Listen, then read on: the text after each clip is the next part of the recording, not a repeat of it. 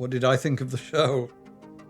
I was thrilled to bits with it and very proud and very like, oh my God, we did it. We actually, watching that first episode through, I mean, yeah, me, Phil, Ian will watch it and go, oh, look at that animation. Oh, look at that model. Oh, that's rubbish.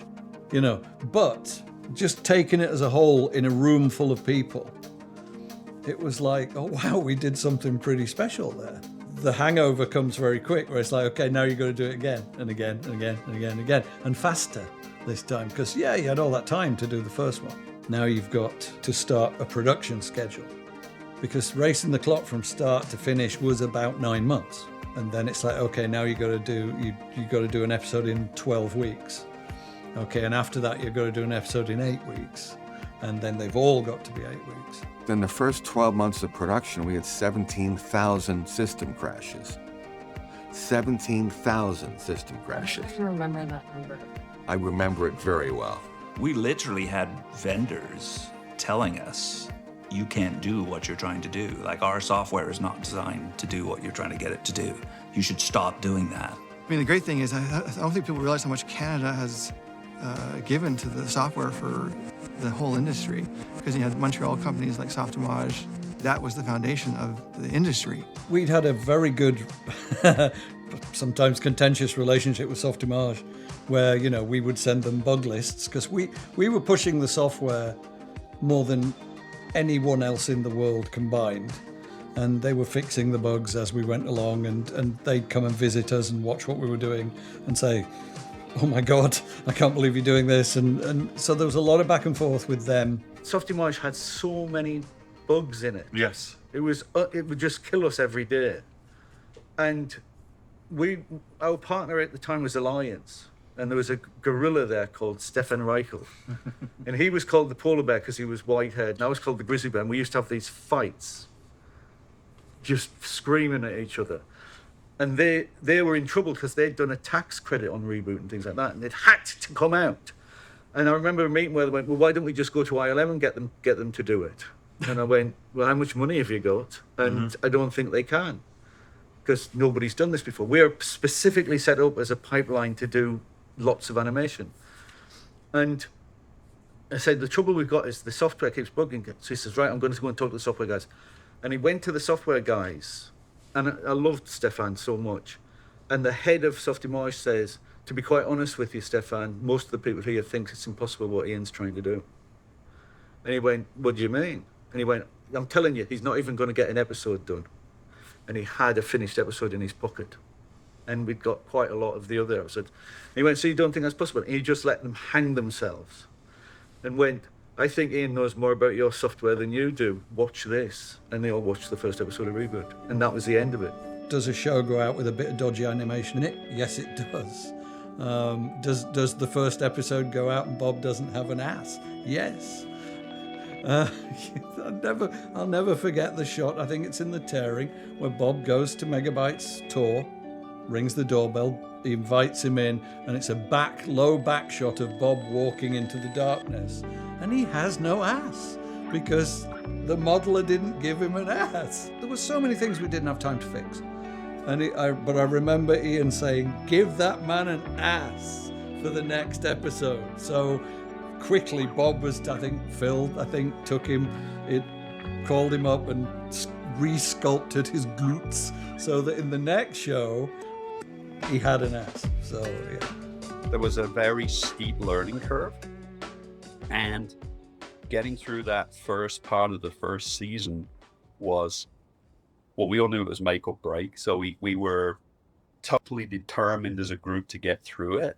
The first thing that really blew my mind was a shot that Phil did, and I think it was before we were in full production, and it was Hex coming down the stairs in her lair, talking to Bob.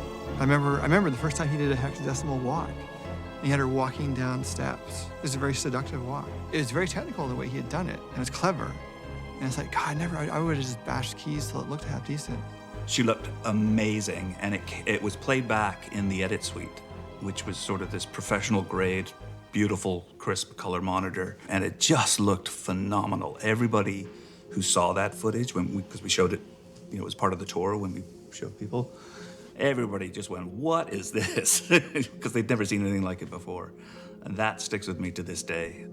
Phil's the secret weapon. Phil saved us so many times. He was always sort of like the man of the people. He was really easy to approach and really personable and helpful. It was like totally formative for me working with Phil. We were trapped in a small room. He smoked like a chimney. I'm sure it took many years off my life.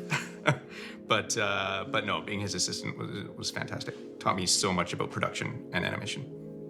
They were pretty good about communicating to us that we were falling behind. We all knew it was coming. We knew we had to catch up. We had 3 weeks to do this thing. The Medusa bug, in the first season, it was specially written to reduce animation. Everybody turns to stone.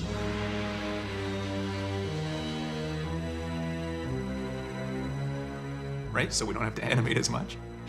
I don't know if that really saved us or not. I think for the entire time, Steve Ball was sat at a computer with a shot of Mainframe and turning it to marble, like just painting frame by frame, sweeping across the city. And I think that was his gig for like that entire episode. This was like a technical thing for me because wasn't the most technical guy. So basically they wanted this binome to like fall into cubes. And I was like, I have no idea how to do this. I just messed around, and I think the way I did it wasn't the proper way, but it worked really well. And I think Ian set me up to fail. I think he was trying to sort of see where I was at, and I nailed it. And it was kind of like, he's like, well, how'd you do that? Because he didn't know how to do it. And I was like, yes. That was, I think, the episode that I was up for 4 days straight, animating around 25% of the show. I think an hour nap in those 4 days. And it got so bad that I was hallucinating and was told to go home. Probably wish I did less, because I think we could have probably, some of the work in there might have suffered a little bit. It was a lot of fun. She was like, the character that I modeled. I modeled her lair. I modeled herself. So I did have a bit of a close connection to her. I really enjoyed her as a character. Comes a time in every day where I have to take over because the older guys have sometimes got to take a nap and I have to hold the fort down. Worked solid through at night, slept for a few hours under my desk, got up and kept going. But it didn't bother me. There's been some talk from some people about sleeping under the desk. That was definitely something I did on that show. Cardboard on the floor and sleeping under our desks and not seeing loved ones for long periods of time and missing birthdays. And I never did 5 days, I don't think, like Ian did, but I'm pretty sure I was there for 3 days without going home for that episode. But that was all hands on deck, right? It was just everybody throwing themselves at this thing. They needed lots of animation done in a very short period of time. So anyone who showed some promise, they took on. Yeah, I was doing the Vancouver Film School's animation program. Dropped out at 18 and was, working at ReBoot at 18. I knew I would learn more in the first couple of weeks there than I would for the rest of my program. So I left my program early. It was a little harder to work in the States afterwards because I didn't actually have my certificate. At the time I was thinking, that piece of paper, I don't need that. I found my job, I'm where I want to be. The day I first walked in was a Monday, bright and early on Monday, and there was this mountain of pizza boxes. Oh, so that was from Sunday night. Okay, so people were here on Sunday night really late, I guess. Okay, well, there's that. What I used to do was I'd say to my assistant, Mark Lemon, I'd say, okay, I'm going to work late, set a bunch of renders going. I'll leave you a note on the desk with their names. And when you come in the morning, offload them to the edit suite. And he'd be like, okay. And he'd go.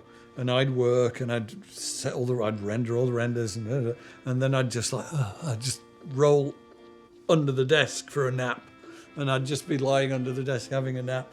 And the next thing I'd know was Mark had come in, sit in my chair, look at the note, start offloading things, stick his legs out and kick me under the desk. It was just more work than anybody expected. And it got tiring, but looking back on it, it was great. The place just was brimming with energy. But we worked ourselves to death. We were there all the time and we loved it. Most of the time. I don't like expected overtime because I think expected overtime just means that things haven't been planned properly.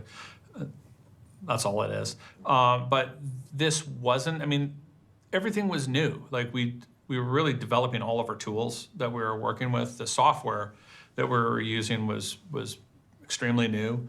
So there was a lot of development in that, and we all understood that. So it's not like you go to a company that's been established for like a decade and you're walking in and, you know, at that point everything should be working smoothly.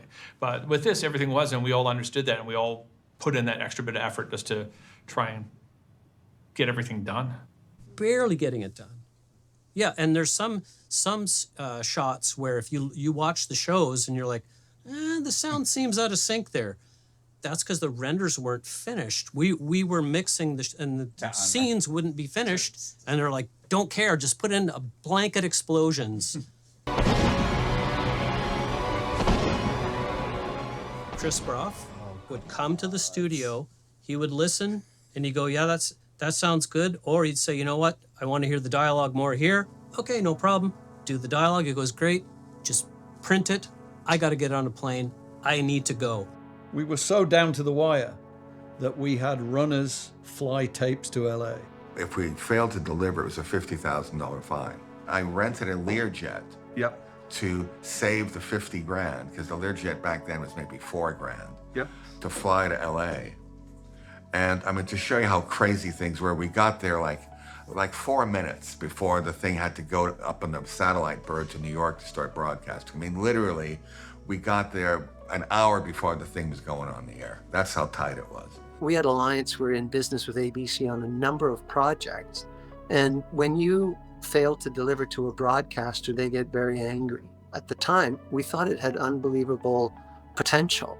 We knew that we would not get any of our investment back if we simply shut it down. So we chose to kind of double down, and eventually, of course, Alliance was 50-50 partners with the management team at Mainframe, the creators of ReBoot. I'm thinking I'm just coming in as latchkey, and meanwhile, it was total reinvention at the end of the day, because once we had those first 4 episodes, and then we had to take it off air after Medusa Bug, and we were going to do little teases with bumpers with them. Yeah, we did. Because we tweaked the ending and the virus came back. Yeah.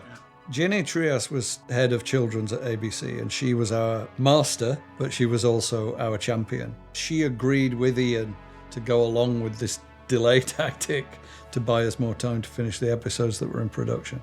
Because she'd seen the viewing figures, she'd seen the fan reaction. Systems, peoples, and cities to this place, Mainframe.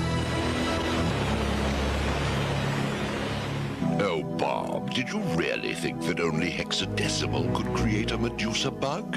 You'll soon find out that hers is quite inferior to mine.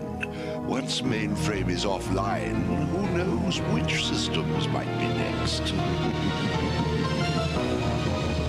She could have played hardball and just sued us, and the show would have gone into reruns with no explanation very early in its run. But she didn't. She chose to go along with the creative solution, the more fun solution, and which is why, we came up with the whole Trias effect and things in her honor. Virus is downloading my door as we speak. I'll be right over. No time. Besides, I need you to search and find the Trias effect. Trias effect? Yes, only that can stop. Bob! Oh no! Now what am I gonna do? I was very happy that decision was made, because we were really under the gun on delivering the next few episodes. So to get those extra 2-3 weeks of production time so we could catch up and get the shows done was fantastic. I ended up going out to Vancouver for an afternoon panel, and Jenny Trias from ABC was there. A guy from the bank stood up way at the back and said, you know, there's big issues with the production in terms of deliverables. And I'm like, yes, I understand. I understand that. I'm at the network, yes. Well, what are you going to do about it? Nothing. Well, you sue them for breach of contract. The thought of that was just like heresy. Like, why would I do that? That'd be like poking a puppy with a sharp stick. Like, he said, well, what are you going to do if they don't deliver? I said, wait. I said, we'll play this thing till the oxide falls off the tape. There will be no viewer fatigue. It is that visually scintillating. It is that important. No worries about them being late. We'll be patient. We'll wait. because the next stuff will be even better. But in that break, that's when every single script is rewritten. Yeah. Everyone is rewritten to work because you had the epiphany moment following. It's this is live action, this is in cell animation. Yeah. And that's once that happened, all the scripts turned into live action written scripts, not animated scripts. They kept doing things. ABC kept doing things because that was the way they did it. Like, we'd send them the voice records and they'd get somebody, we didn't ask them to do it, they'd get somebody to beat out the dialogue, because that's what you used to do when you were sending animation away overseas. So you had a division at ABC whose job was to, on these big sheets, the big sheets this tall, look like giant Excel spreadsheets, and they sit there with a stopwatch or a frame counter, and they count up, if Bob says, "Hi, Dot, how are you?" And they write, "Hi, Dot, how are you? Hi is this many frames, Dot is this many frames, there's the D." And they beat out the whole script on these beat sheets and sent them to us. So this is a pile of paper this thick, giant sheets this big.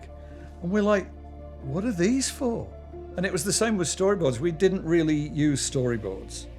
In the first season, we had Dick Zondag in-house. And if we had a big action sequence like the race in Racing the Clock, because that's action, he would storyboard that out. But we didn't need storyboards for dialogue.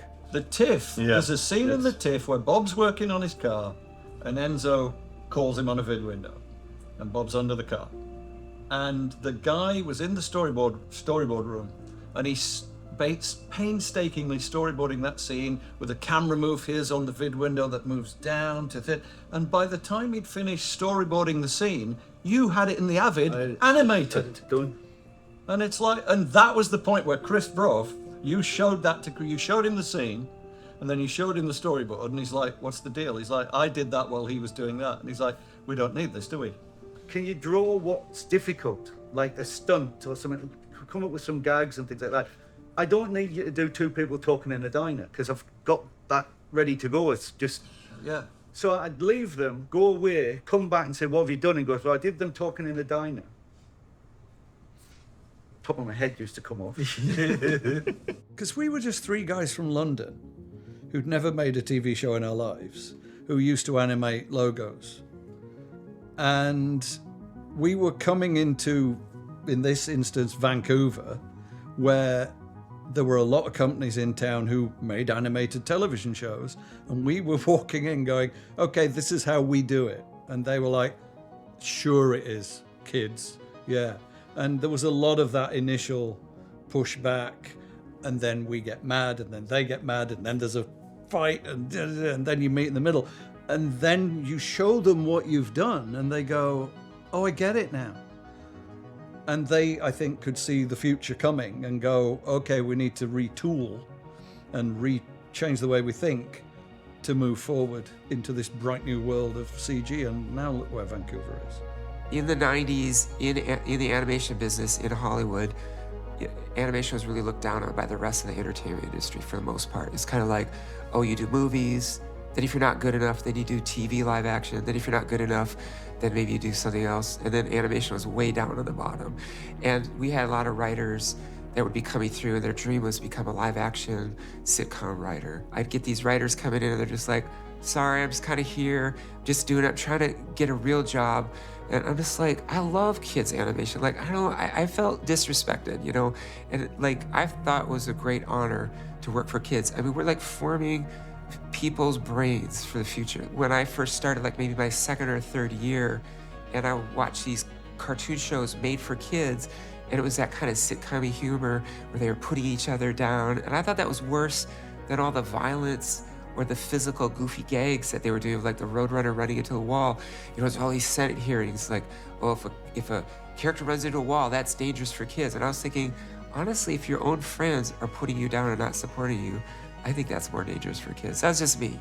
So I would just quietly, subversively try to write my characters so that they loved each other, and that if they were really friends, yeah, they could annoy each other, they want to kill each other, but at the end of the day, they would never like cut each other out or hit below the belt or cut them off at the knees, because I felt that was also important to program kids or to get that message out. I had gone to VFS and taken script writing. At the same time, I'd met a bunch of computer animators locally in Vancouver, Jimmy Hayward being one of them. I used to hang out there and just do free writing for them. I said, if you ever need any writing, I need experience, you know. And they told me, oh, there's this new company named Mainframe opening up in Vancouver, and they're going to do a CG TV series. So this was a big deal. And I said to Jimmy, can you get me a copy of the show Bible? I want to try writing a spec script. So he did. He gave me a copy of the show Bible, and I read it, and I wrote a spec script, which was The Great Brain Robbery. I said, here, you know, can you get it to somebody important? He did pass it on to Lane, and Lane read it and liked it, and I was off and running. I couldn't believe it. Bob is going to shrink down, fly inside my head, and battle hack and slash for control of my brain? Basically. Cool. BS&P, or Broadcast Standards and Practices, is a thing that I guess all networks have. We're only familiar with ABC's. They always would say that, you know, we're here to protect the children. And it's like, no, you're not. You're there to protect the network from being sued when a child sees something in a TV show and copies it and gets hurt. Is a certain amount of danger bad for kids or good for kids? And ABC at the time took a very strict rule of like, we don't want to see broken glass ever. So I don't think that's bad for kids to see personally, but they did. A lot of times, though, it would be silly where you'd be looking at it going, why isn't this allowed? This doesn't make any sense. Well, we always had Mary, whatever her name was. Mary Conley. Standards and Practice. Love Mary Conley. Which I used to watch. I used to eat popcorn and sit in the cheap seats watching the game going on. And the ones I do like, MC rejects. Really, Ms. Matrix? There's gonna be children in the audience. I'm afraid I can't approve of this one. Ian just simply would say no. And you never said no to Standards and Practices. Well, I loved Standards and Practices. I've got nothing bad to say about them. Nothing good either. That's not true. I think every time Ms. Connolly stopped us doing something, what we came up with made the show better. And I think he's saying that really nice right now, because those were some of the most contentious conversations that we had over and over again. but I appreciated it. I know. Let's go back to the very first episode with the tires. Remember when the car goes? Oh yes. Go on. The tires jump up like. What happened was that we have a car crash. Through the car crash. No, it goes over a wall. Yeah. And it goes over a wall, and because it disappears over the wall, we said we don't know if he's alive or dead. We have to do something to show he's alive. And they added tires flying up in the air to show they landed on tires, and that made it approved, or else they wouldn't approve the scene. God, I remember the explosions that we had to do for that. Broadcast Standards and Practices made us do little white expanding spheres. That was it, no explosions. Glitch, safety line. We couldn't have Bob dive through a stained glass window. Glitch, BS&P. And it's like, oh, okay, so we'd have to have Glitch dismantle the stained glass window so Bob could go through it, then it would reassemble. In the prison game, Dot's got the giant guns. Initially, they were just guns. And BS&P were like, you can't have guns. And it's like, but it's a prison game. They've got to have some sort of weapon. And Ian went, okay, make the guns huge, but they shoot bubbles that capture the prisoners. And they were like, oh, yeah, that's great. So then we have all these, Ian's like, yeah, okay, when she fires the gun, it makes a really big flash and a really loud noise, and it's like something out of John Woo, but it just shoots bubbles. There was property of Broadcast Standards on the inflatable raft somewhere. Yes.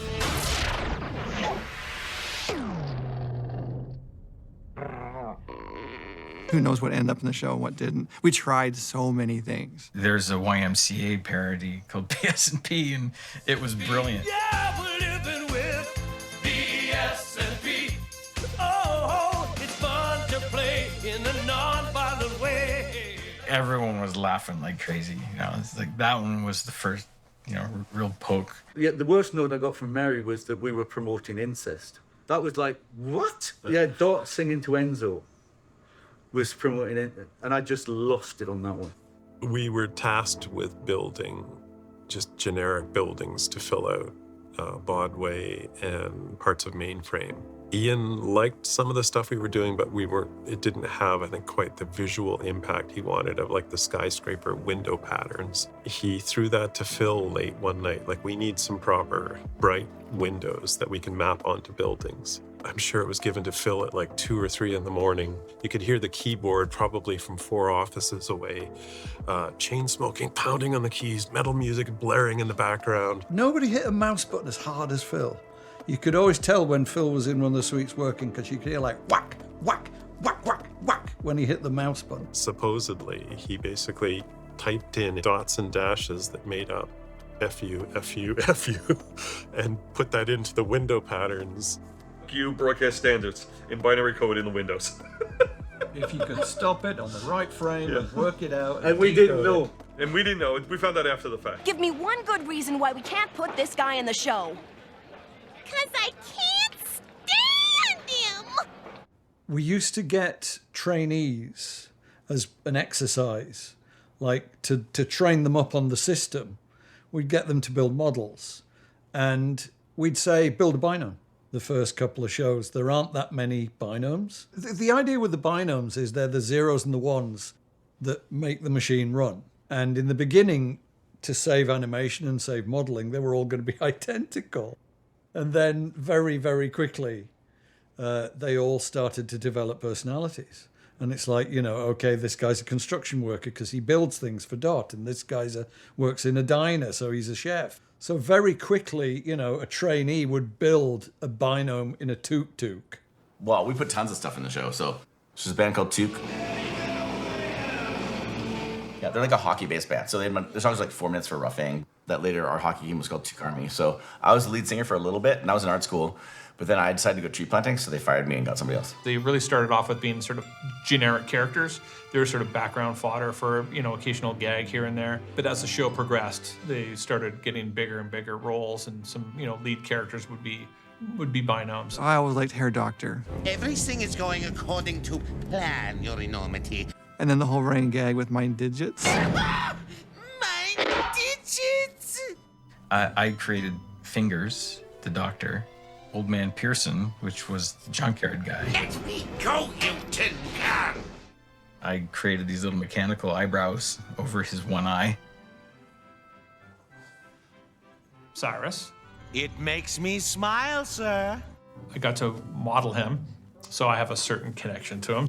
I liked him because he was a little Weasley guy. Captain Capacitor was not just a generic binome, he was a main character. By code, I love me job. He was a pirate, obviously.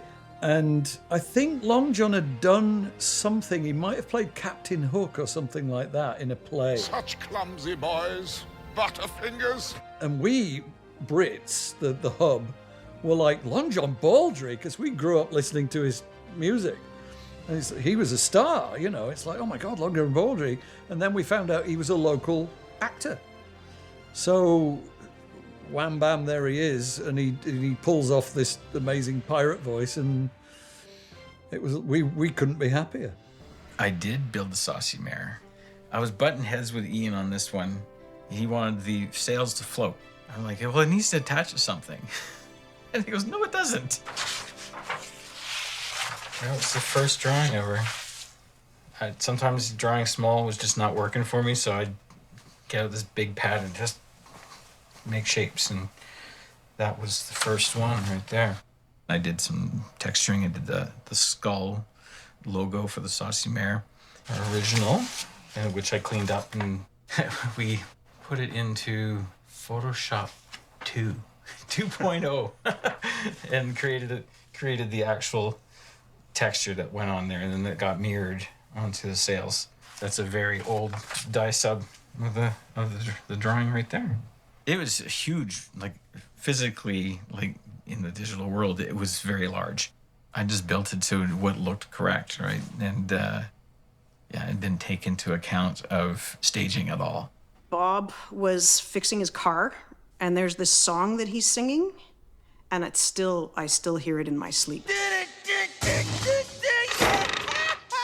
That one scene played 10 bajillion gajillion times in the first week that I worked there, and it's imprinted on my brain. And that production was continued over Christmas? We were behind schedule on the show, and everybody had to, it's Christmas, I'm going home.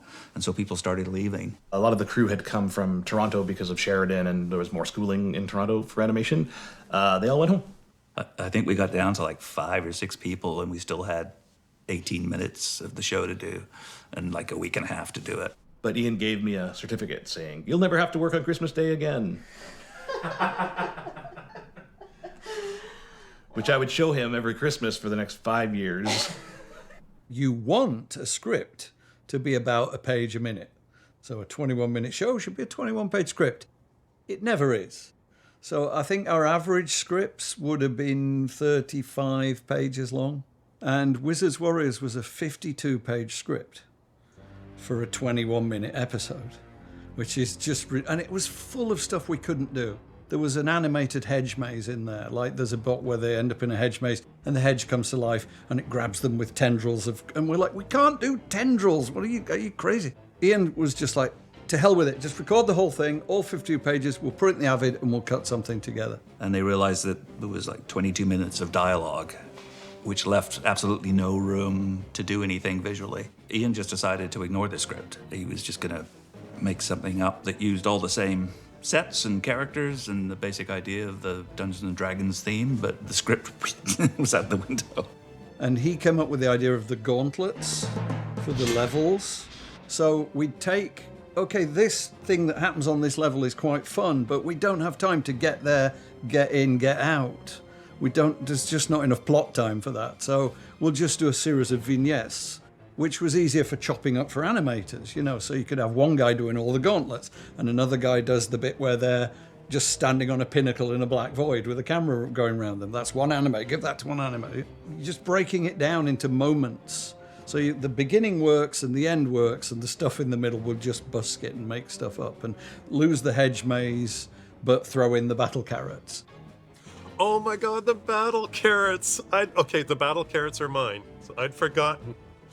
Wow, yeah, that's me. There were a lot of things mentioned in the script that were never seen. The scene where Enzo is on the giant banana going... The fire-breathing skull beat fits right in with shadow worms, living rock piles, killer puddles, haunted laundry, battle carrots, armored... Watch out! That line obviously is from the script, but in the script you never saw the battle carrots. So Ian's like, we're going to see the battle carrots. So, boom, battle carrots. Glitch, cutters. I think he stole Glitch Cutter from Quick and the Fed. Glitch, cutters. You have to declare that when you do that and pay the actor and things like that, but he did it. He nicked lines from places to help the narrative flow. So it's like, okay, we've got the battle carrots, he's going to chop them up, we need Glitch Cutter, but we don't have it. Pinch it from another episode and pay the money. Stay frosty, stay frosty. So I watched way too much TV as a child, and my family would say, you watch too much TV. And then when I got hired at 17 making TV shows, I was like, I guess it's gonna pay off for me. When I watched too much TV, all the ads, one of the things they would always do is they'd say, free for only $9.99. And I was like, it's not free. Why are they saying free? Because it was always for shipping and handling. And you're like, that's a lot.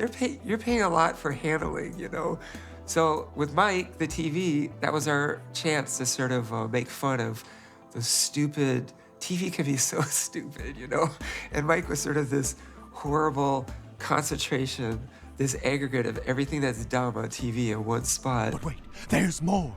Act now, and we'll port you the handy Logomatic absolutely free for only $99.99. Lane and I were always looking for TV shows that he could jump up and announce that were really annoying. And I don't know, maybe I suggested a soap opera, like a really horrible soap opera. And Lane came out with The Love Hospital. The Love Hospital. Your prescription for romance. Oh, Love Hospital, that was Jono for sure. Really? Oh, maybe it was then, okay. Yeah, you're just in, when you're with a good team, you just have a good jam. And Jono and I had some of the best jams. Wizards, Warriors, and a word from our sponsor, I think, would have to be my favourite episode from season 1. A lot of my favourite episodes from ReBoot were not just because, oh, it's a good script or a good story or a fun episode. It's because of what went into making it. We'd wrestled control of so many things that were fighting us to do with production and modelling and animation and just technical things and creative things, the scripts getting out of control, blah, blah, blah. That was when we managed to get all the toothpaste back in the tube and we had control of what we were doing.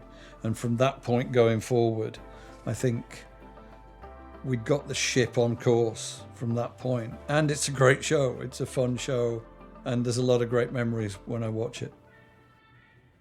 It's pretty mind-blowing, you know? It was like looking into the future. It was like this brand new thing. I was used to, like, I don't know what, 16-bit video games or whatever, and then this comes out and it's like, wow, you can just see where things were headed. I don't watch, I would say 95% of the stuff that I do, but I did watch ReBoot. I mean, it was aimed right at me. You know, I was the demographic there, so. Alphanumeric! Oh, we were so stupid with Enzo.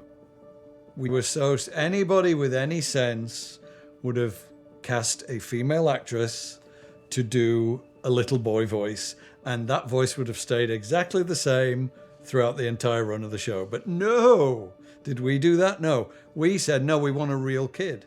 We wanted that authenticity, and we got it. And bless them, we had some fantastic actors. Jesse Moss was amazing, but he grew up. I remember at the beginning, I was just kind of like, oh no, it's just cold. No. Like, I'll be fine next week. And then next week, my voice would be a little deeper, you know? And then I'd be like, no, trust me. And finally, they just kind of pulled the plug. They said they couldn't do it anymore. Yeah, it was a sad day. Did we learn? No, we cast another kid and another kid and another kid. If you look at the early season 1 model of Enzo, he's quite a primitive model. When we got better at doing what we were doing, we improved the model. And it's like, well, how do we hide the improvement? How do we do the transition? And that's where the whole birthday idea came from. So at times when you're really running behind deliveries and you're looking at the expected completion date of an episode, you would often fall back to what you describe as a bottle show, which is you have the characters introducing the idea of remember when. And you're basically just using clips from all the other shows to build. You know, you build in 24 minutes of something with maybe 5-6 minutes of new stuff. Talent Night was supposed to be a bottle show. It was supposed to be a bunch of characters, maybe 5-6 characters, the humans and some binomes, get trapped in the diner in a data storm. So you can't see out the windows, it's just shash. So they're trapped in the diner. And Enzo's like, oh, but it's my birthday. And then they decide to put on a little impromptu show in the diner for Enzo's birthday. Bottle show, super simple. And we end up with this building a giant stage with roadies and things, and then all these different acts that come on the stage. Our bottle shows are crap. Our bottle shows are terrible. We're worse than a normal show to animate. Yeah, because the problem with them with the bottle show is they do everything new. And that's not the purpose of a bottle show. It's supposed to use old animation to save time and money. And they refuse to reuse anything.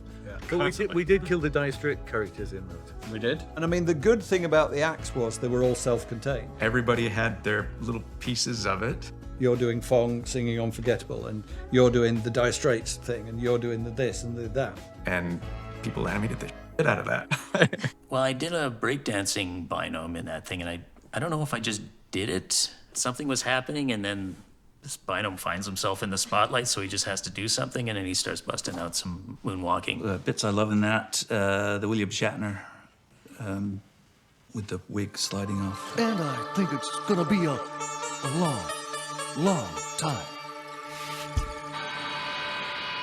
Big Andy with the Shatner stuff. Yeah, I did the Shatner. I animated the Shatner bit in that.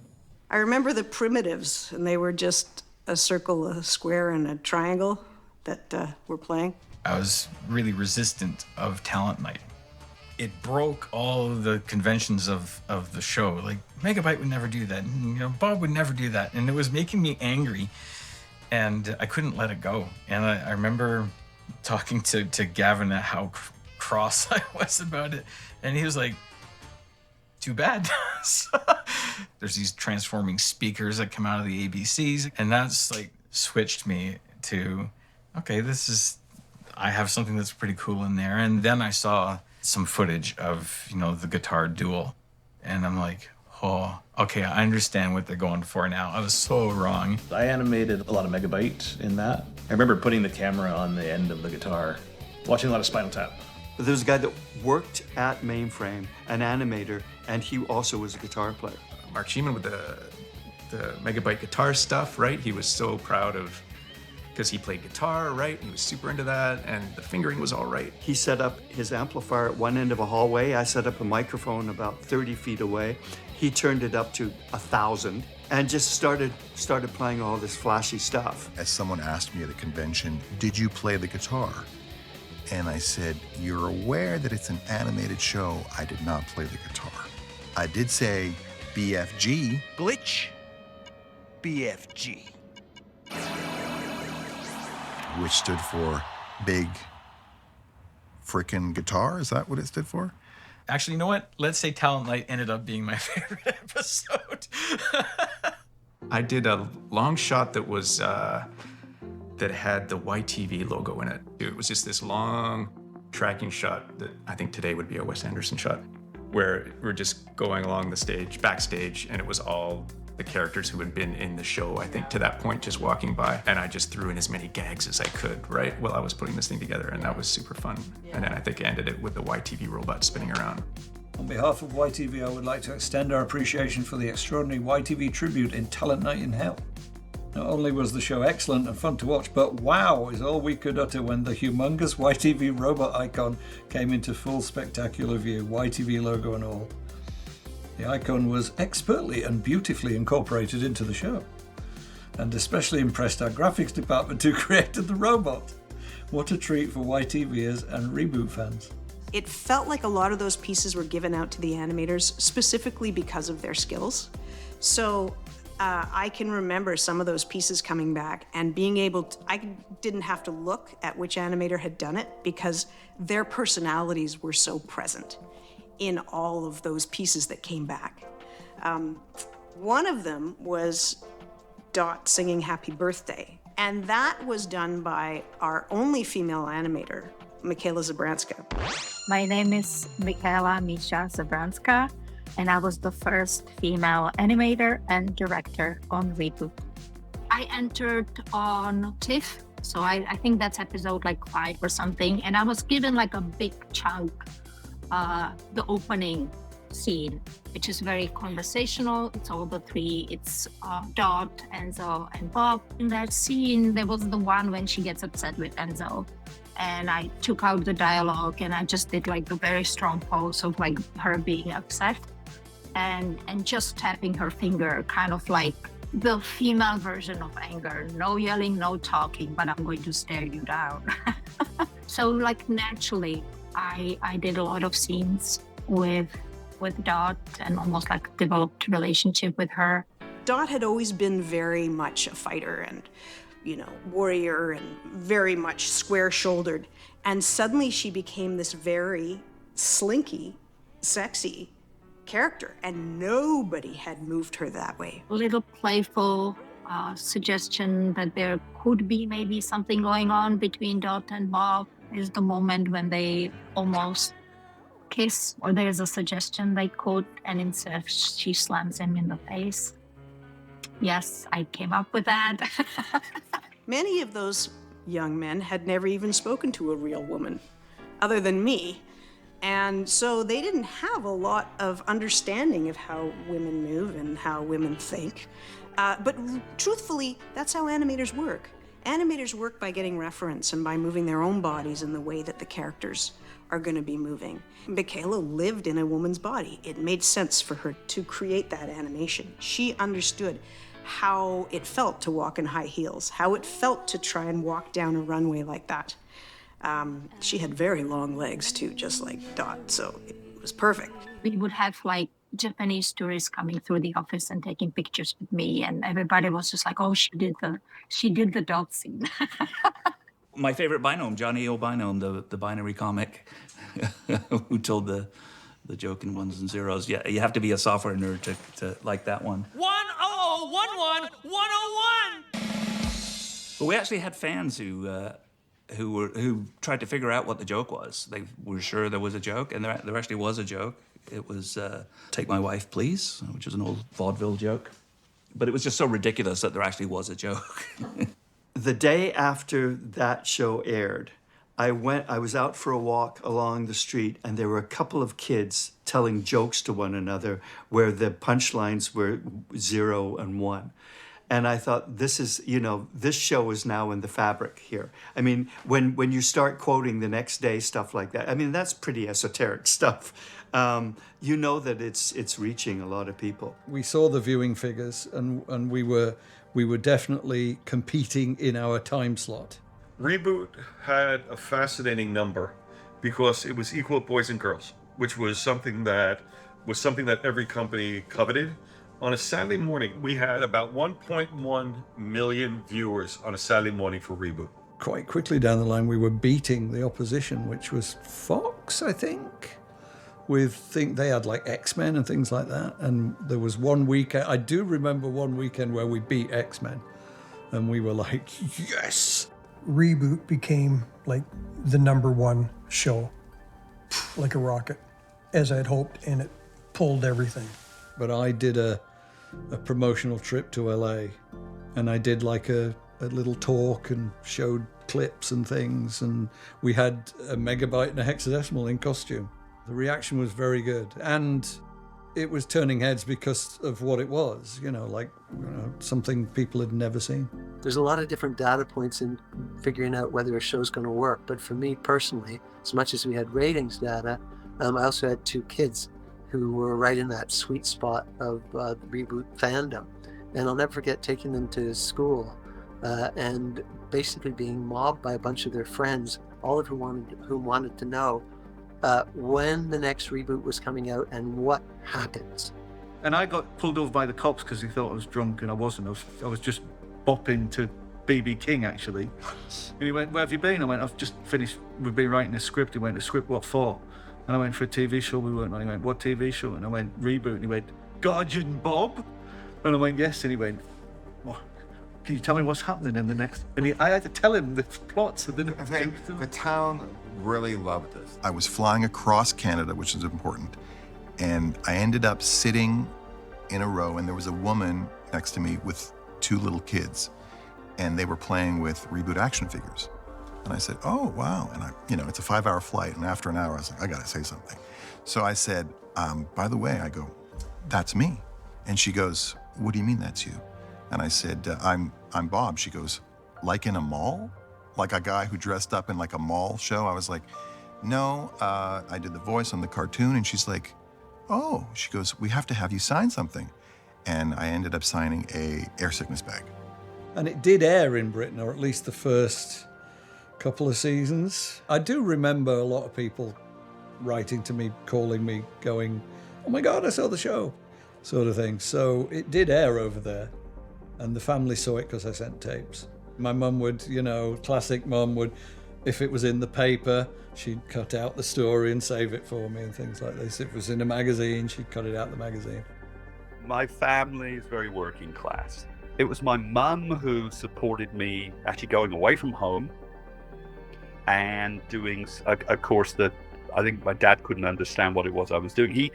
Up until he saw the first episode of ReBoot on television, whenever he saw me,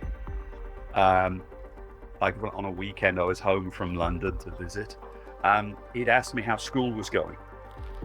He couldn't understand what I was doing. He thought I was still learning to do something. It was being able to sit with him and Mum and watch an entire episode of ReBoot and then say, "That's what I've been doing. All these years have led up to doing this." And he could understand what it was that we were trying to do. We, the hub, Ian, Phil, me, had a million things to do and a show to get produced. Every step of the process is an arm wrestle. I won't call it a battle. It's an arm wrestle between, but this is the way we do it on Saturday morning television, and us going, yeah, but we're not Saturday morning television, we want to do it like this. And I can see, like, in the early episodes, you hear those Hanna-Barbera sound effects, which we never wanted. And then you get, like, a few episodes in and they disappear because we won that battle. Sorry, arm wrestle. As we were getting to the end of season 1, we were pretty much rolling. I wouldn't say it was a well-oiled machine quite yet, but we were getting there, we were hitting our targets. We had the breathing space between season 1 and season 2. Once season 2 got going, we had more directors, more suites, more animators, more lines of production going at the same time, and we'd really got it ticking along. When did you feel like making the show became a well-oiled machine? Bad Bob. Bad Bob from start to finish was heaven.